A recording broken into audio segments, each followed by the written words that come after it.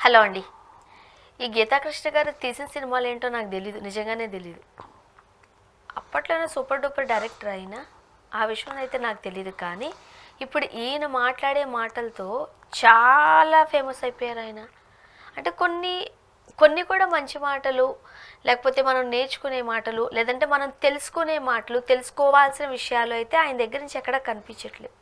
కావాలని సెలబ్రిటీస్ని ఎవరినో ఒక టార్గెటెడ్గా మాట్లాడుతున్నట్టుగా ఎప్పుడు చూస్తూ ఉంటాం. ఇప్పుడు చెడు ఉంది కరెక్టే, మంచి కూడా ఉంటుందిగా.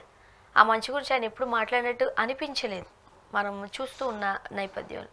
నిన్న బాలకృష్ణ గారికి అవార్డు వచ్చిన సందర్భంలో బాలకృష్ణ గారికి సంబంధించి కూడా కొన్ని నెగిటివ్ కామెంట్స్ చేశారు. సాధారణంగానే ఆయన కాస్త దూకుడుగా వ్యవహరిస్తూ ఉంటారు ఫ్యాన్స్తో కానీ, లేకపోతే తోటి హీరోయిన్స్తో కానీ.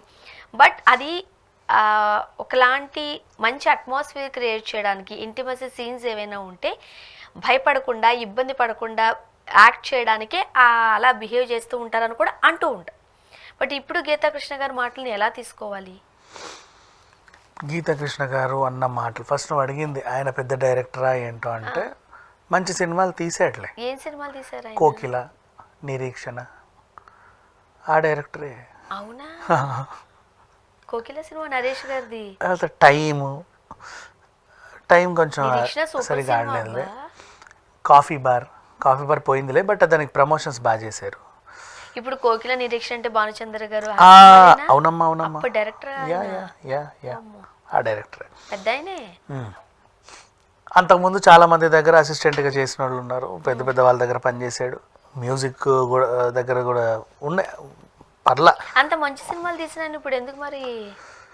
ఏదో సరే, నువ్వు ఏదో ఖాళీగా కూర్చున్నావు, కాలక్షేపం చేస్తున్నావు, నలుగురు నీకు అంత బాగా తెలుసు కదా, మాకు కూడా ఏదో ఒకటి చెప్పు అని వస్తున్నారు నీ దగ్గరికి. వాళ్ళకి వీళ్ళకి చెప్తున్నావు, ఎంతో కొంత ఛార్జ్ చేస్తానని కూడా ఓపెన్గా చెప్పి ఇట్స్ ఓకే, నీ ఇష్టం, నీ బిజినెస్, నీ వరకు ఓకే. నీకు సంబంధం లేని మనుషుల గురించి వాళ్ళు అడిగినప్పుడు నీకు అంటే ఎలా పడితే అలా మాట్లాడడం తప్పు. లైక్ వాట్ ఎవర్, నీ దగ్గరకు వచ్చిన వాళ్ళు ఎందుకు అడుగుతారు? నా దగ్గరకు వచ్చినా కూడా నువ్వేం అడుగుతావు? నిన్న బాలయ్యకి పద్మభూషణ్ వచ్చింది కదా, మీరేమనుకుంటున్నారు అంటే రీసెంట్ ఇష్యూసే కదా. మన ప్రవస్తి సింగర్ వచ్చింది ఏంటి అంటే ఆ ప్రవస్తి దగ్గర నుంచి కీరవాణి దగ్గరికి వెళ్ళి ఏదేదో రచ్చ చేసాడు. ఇప్పుడు కూడా మళ్ళీ మైకులు వెళ్ళి బాలయ్య గారి Padma Bhushan award as well as ఆయన ఒక స్టేట్మెంట్ ఇచ్చాడు. 50 ఏళ్ళుగా సింగిల్గా నేనే ఉన్నాను హీరోగా, మధ్యలో చాలామంది ఇటెళ్ళి వచ్చారు, కానీ నేను ఒక్కడినే ఇక్కడ ఉన్నానని గట్టిగా గర్వంగా చెప్పుకున్నాడు. అది కూడా కొంచెం కాంట్రవర్సీ అయినప్పటికీ ఆయన గురించి ఆయన చెప్పుకున్నాడు. మీతోడు నువ్వు ఫీల్ అయితే ఆయన గురించి ఆయన మాట్లాడేసి, కానీ కంపారిజన్స్ వద్దు కదా. చాలా మంది రాజకీయాలకు వెళ్ళారంటే అక్కడికి ఎవరు వెళ్ళినట్టు? అంటే చాలా మంది రాజకీయాల్లో కొనసాగలేకపోయారంటే మరి ఎవరు ఎవరు చాలా మంది అంటే ఈ లాంగ్వేజ్ ఎందుకు? పక్కన కమల్ హాసన్ గారి గురించి అనొచ్చు, విజయ్ గురించి అనొచ్చు, మన ఆ టైంలో ఉన్న ఆర్టిస్టుల గురించి. అంతే. ప్రస్తుతానికి ఇండస్ట్రీలో పక్క దేశం గురించి పక్క దేశం గురించి మాట్లాడు, హాలీవుడ్ గురించి మాట్లాడి ఉండొచ్చు, బ్రెజిల్ గురించి మాట్లాడి ఉండొచ్చు. నువ్వు ఇక్కడే ఎందుకు అనుకోవాలి? మనం అనుకుంటున్నాం అంతే, మన ఇష్టం, అనుకోవడం మన ఇష్టం. ఆయన అన్నాడు, ఆయన గురించి ఆయన చెప్పుకున్నాడు. తన గురించి తను కాకపోతే ఇంకెవడు చెప్పుకుంటాడు? గీతాకృష్ణ ప్రాబ్లం ఏంటంటే బాలయ్య అదేంటిది షూటింగ్లో ఎవరైనా చూసి ఆయనని నవ్వితే రూముకి తీసుకెళ్ళి కొట్టేవాడు అన్నాడు, పెద్ద సైకో అన్నట్టు. అంటే ఇప్పుడు నేను అదే దాన్నే నేను మళ్ళీ రీకన్స్ట్రక్ట్ చేద్దాం, ఒకసారి మనం మాట్లాడుకుందాం. నేను కూర్చుంటే నువ్వు అని నవ్వావు, ఎందుకు నవ్వావురా నువ్వు? అవును, మరి ఉతికేదవుతారు. నేను ఏమన్నా కామెడీ పీస్ లాగా కనబడుతున్నాను నీకు? నా సినిమాకి వచ్చి నా షూటింగ్ సెట్లో ఉండి నేను ఇక్కడ కూర్చుంటే అట్లా వెళ్తున్నాడు, నువ్వు టీ తీసుకెళ్తావు, కాఫీ తీసుకెళ్తావు, నీ ఇష్టం అన్నావు ఎందుకు? అంటే నవ్వులో తేడా ఉంటుంది. నార్మల్ గా నవ్వితే పర్వాలేదు, వెటకరంగా నవ్వితే ఎందుకు నవ్వారు అని అనుకుంటాం కదా. అదే బాలయ్య గారు అన్నావు, ఆయన కూడా అంటాడు. బాలయ్య గారు అన్నావు, అది కూడా అంటే ఏంటి అర్థం? అది నీకు నవ్వు చాలా రకాలుగా ఉంటుంది అవునా? అలా నవ్వినప్పుడు అందరి ముందు ఎందుకని చెప్పి రూముకు పిలిచాడు. ఏదో అన్నావు ఎందుకు అడుగుతాడు. అంటే అది ఏమో సార్, మీ మొహం చూస్తే నాకు నవ్వొచ్చింది. నా మొహం చూస్తే ఎందుకు నవ్వొచ్చింది? పెళ్ళమన్నాడు పీకుతాడు, నేను కూడా పీకుతా, నువ్వు పీకుతావు. ఏం స్వర్ణ నువ్వు వెళ్తున్నావు, ఎవడని చూసి అంటే అనిపిస్తే కానీ కొట్టలేవు, ఆయన కొట్టాడు అంతే. తప్పే ఉంది దాంట్లో? తప్పే, కొట్టకూడదు, ఎవరిని కొట్టొచ్చు, తప్పు లేదు. నువ్వు ఎందుకు రా హే అంటావు? మరి నీ మానవ నువ్వు వెళ్ళొచ్చు కదా. ఎందుకన్నా ఇంకా మోహన్ బాబు అయితే ఇంకా ఆ సీన్ వేరేలాగా ఉండేది. So this is what happened. కావాలని నువ్వు బాలయ్య దగ్గరికి వెళ్ళి గెలిగితేనే కదా ఆయన నిన్ను కొట్టినా తిట్టినా రక్కినా ఏం చేసినా. కానీ అంత పెద్ద ఆయన దగ్గరికి వెళ్ళి నవ్వేంత ధైర్యం ఉంటుందా కదా, లేకుండా ఆ ధైర్యం ఉంటుందా అని కూడా చుట్టుపక్కల వాళ్ళు మాట్లాడే టైంలో నాకు ఆ మర్యాద ఇక్కడ ఉన్నప్పుడు నువ్వు హే అంటే దాని అర్థం ఏంటి?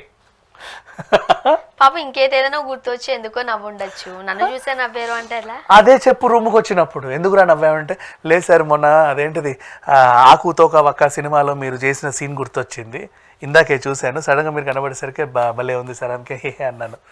ఓ అవునా, ఓకే అంతే. అట్లా అంటారా లేకపోతే దాన్ని కన్విన్స్ కారేమో? కన్విన్స్ కాకపోవడానికి ఏముంది, నేను చేసిన క్యారెక్టర్ని నువ్వు చూసి మెచ్చాడు, నువ్వు నా అభిమానివే కదా. ఓకే మరి హే అని ఎందుకన్నావు? దిస్ ఈజ్ అంటే నీకు నేను ఇంతకుముందు కూడా మాట్లాడా, నీకు కనిపించింది నిజమని భ్రమపడే మూర్ఖుడు అని. లాస్ట్ టైం కీరవాణి గురించి కూడా అలాగే మాట్లాడాడు, ఇప్పుడు బాలయ్య గురించి కూడా అంతే. వాడు నవ్విన వెంటనే రూమ్ తీసుకెళ్ళి కొట్టేసి అంటే వాడు ఎందుకు నవ్వాడు నీకు తెలుసా? వాడిని అడిగావా కనీసం, ఒరే ఎందుకురా నవ్వావా ఆయన చూసి అంటే, ఏమైనా మొహం చూస్తే నాకు నవ్వు వచ్చింది, అట్టెట్ట వస్తుంది రా మొహం, ఈయన కూడా కోపం వస్తుంది. గీతాకృష్ణని చూసి నవ్వు కోపం రాకపోతాడు, ఆయనకు కూడా కోపం వస్తుంది, తనకు కూడా షార్ట్ టెంపరే. దెన్ వై ఎందుకు ఊరికే ఒకరి గురించి పోక్ చేయడం? నీ దగ్గర మైక్లు వస్తున్నాయి కరెక్టే, నువ్వు ఇట్లాంటి సెన్సేషన్ ఇస్తావని చెప్పి ఇంకా ఎక్కువ మంది వస్తారు. ఇదే మాట గీతాకృష్ణ గారు చెప్తే అలా చేశారు అని అంటే ఇప్పుడు మనం దాని గురించి అట్లా ఎట్లా అంటావు అని అంటాం మనం. అదే బాలకృష్ణ గారు ఏమైనా మాట్లాడారు అనుకో, వాళ్ళ గురించి ఎందుకు అనుకుంటూ, నువ్వు బ్రెజిల్ గురించి మాట్లాడారు అనుకో, న్యూజిలాండ్ గురించి మాట్లాడారు అనుకో అంటారు మీరు. నేను అదే చెప్తాను. సరే ఇప్పుడు గీతాకృష్ణ గురించే మాట్లాడదు, ఈయన అందరి గురించి చెప్తున్నారు కదా, ఈయన గురించి నేను తిరిగి కాబట్టి నేను చెప్తా. బేసికల్లీ తనకు కూడా అదేంటిది లేడీస్ పిచ్ ఉంది. మీకు ఎలా తెలుసు? నేను కూడా వెళ్ళాను కాబట్టి తెలుసు. వాళ్ళ ఇంటికే వెళ్ళాను కాబట్టి నాకు తెలుసు. తనకు కూడా లేడీస్ పిచ్ ఉంది, అమ్మాయి కనిపిస్తే సొంగగార్చుకుంటాడు. నేనే ఓపెన్గా చెప్తున్నా. దీన్ని రాసుకో ఆర్టికల్స్ కావాలంటే. నేనేదో మళ్ళీ ఈయనేదో బాలయ్య మీద ఫేమ్ చేశాడని ఈయనను వాడుకొని ఫేమ్ అవ్వడానికి కూడా కాదు, తనకు కూడా ఉంది ఆ పిచ్చి.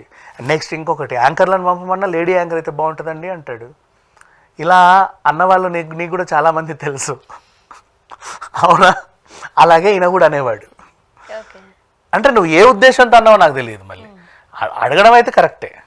అండ్ అలా అని నువ్వు ఏ ఉద్దేశంతో అన్నావో నాకు తెలియదు అని ఎందుకు అన్నాను? నీ ఉద్దేశం నాకు తెలియదు కాబట్టి కదా. మనం ఎంత జెన్యున్గా ఈయన గురించి ఇప్పుడు బ్యాడ్ కూడా చేయొచ్చు, ఆ పిల్లని గిల్లాడనో ఆ రక్కాడనో, నేను చూడలేదు కాబట్టి మనం చెప్పొద్దు. చూసింది ఏంటి అంటే ఒకటి, ఇప్పుడు ఆల్రెడీ ఇప్పుడు ఆయనకి కొంచెం అమ్మాయిలంటే ఇంట్రెస్ట్ ఉంటుంది అని అన్ని ఆలోచన అనుకున్నప్పుడు పిలిచారు లేకపోతే రమ్మన్నారు అని అంటే కొంచెం మనం తప్పుగానే వెళ్తుంది. ఎందుకు పిలుస్తారు అయినా సరే మనం తప్పుగా తీసుకోవట్లా.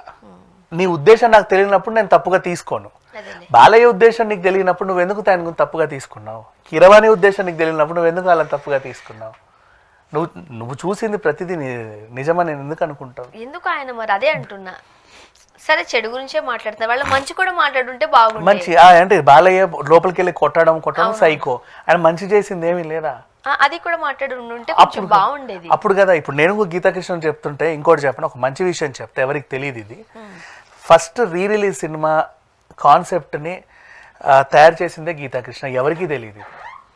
కోకిల సినిమాని మళ్ళీ కరెక్ట్ చేసి 4K రిజల్యూషన్లో నీట్గా రిలీజ్ చేద్దాం అనుకున్నాడు పాపం. ఏ ఇష్యూస్ వచ్చాయో మరి అది అవ్వలా. తర్వాత చాలామంది రీ రిలీజ్ సినిమాలు చేసుకుంటారు. ఇప్పుడు రేపు యమదొంగ ఉండు జల్సా కూడా రిలీజ్కి సిద్ధంగా ఉంది. అసలు ఈ ట్రెండ్ స్టార్ట్ చేసిందే గీతాకృష్ణ, కానీ బయటికి రాలా ఆ సినిమా. నాకు తెలిసిన దగ్గరుండి చూసేవాళ్ళ ఇంట్లో దాన్ని కరెక్ట్ చేస్తూ ఉంటే ఇది రేపు రిలీజ్ అయితే బాగుండు అని, ఆ తపన కూడా చూసా. అంటే మంచి చెప్పాలన్నా మంచి విషయాలు ఉంటాయి. చూద్దాం ఆయన వర్షన్ ఏంటో మరి ఎందుకు అట్లా మాట్లాడుతున్నారు. Thank you.